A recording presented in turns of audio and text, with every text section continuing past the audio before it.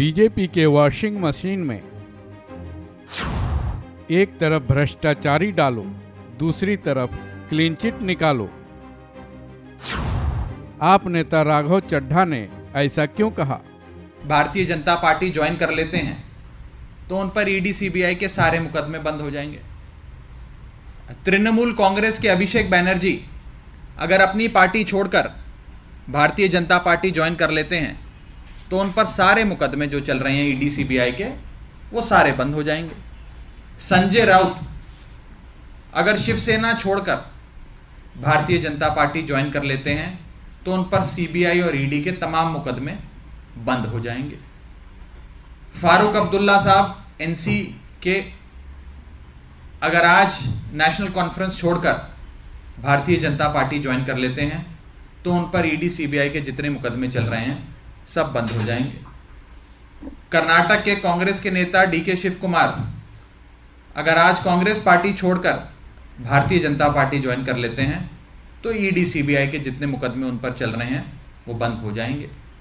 के कविता TRS party की नेता अगर आज टीआरएस छोड़कर भारतीय जनता पार्टी ज्वाइन कर लेती हैं तो उन पर ईडी सीबीआई के जितने मुकदमे चल रहे हैं वो बंद हो जाएंगे।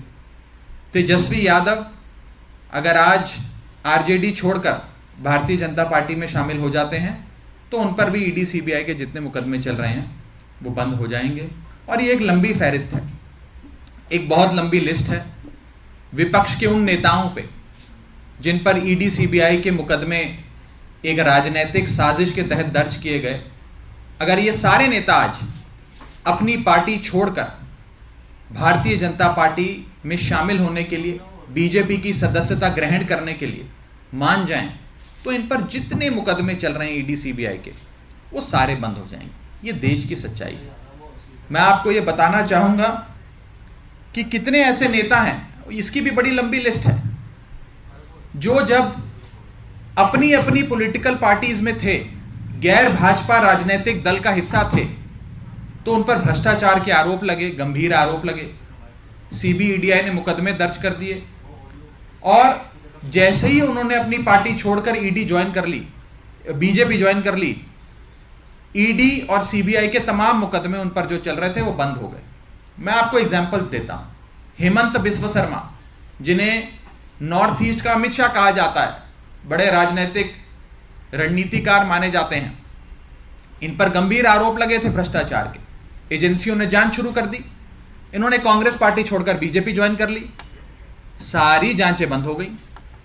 शुभेंदु अधिकारी बंगाल में हुए कथाकथित शारदा चिटफंड घोटाले के प्राइम अक्यूज कहे जाते थे, मुख्य अभियुक्त कहे जाते थे। उन्होंने ममता बनर्जी की पार्टी छोड़ दी, तृणमूल कांग्रेस का दामन छोड़कर बीजेपी का दामन थाम लिया, सारी जांचें उनके खिलाफ बंद हो गई। Z+ सिक्योरिटी अलग से उन्हें रिटर्न गिफ्ट के तौर पे बीजेपी ने दे दी। नारायण राणे महाराष्ट्र के दिग्गज नेता हुआ करते थे, बड़े बड़े पदों पे रहे, बड़े मंत्री के तौर पे भी रहे, उन पर भ्रष्टाचार के कई मुकदमे दर्ज हुए। सीबीआई, ईडी, तमाम एजेंसियों ने जांच शुरू कर दी। उन्होंने अपनी पार्टी छोड़कर भारतीय जनता पार्टी ज्वाइन कर ली, उन पर तमाम मुकदमे जो चल रहे थे वो सारे बंद हो गए। और ये एक लंबी लिस्ट है, ये लिस्ट खत्म नहीं होती है। मुकुल रॉय बंगाल के नेता थे, ममता बनर्जी की पार्टी में थे, उन्होंने तृणमूल कांग्रेस छोड़कर भारतीय जनता पार्टी ज्वाइन कर ली, उन पर तमाम मुकदमे जो चल रहे थे वो बंद हो गए।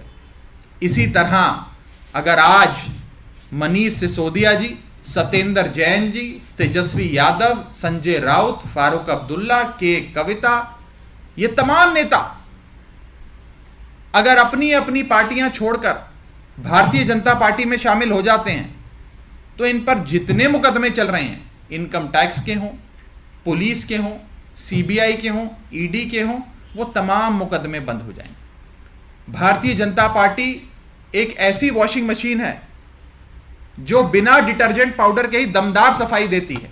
एक तरफ से कथाकथित भ्रष्टाचारी डालो और दूसरी तरफ से क्लीन चिट निकलती है।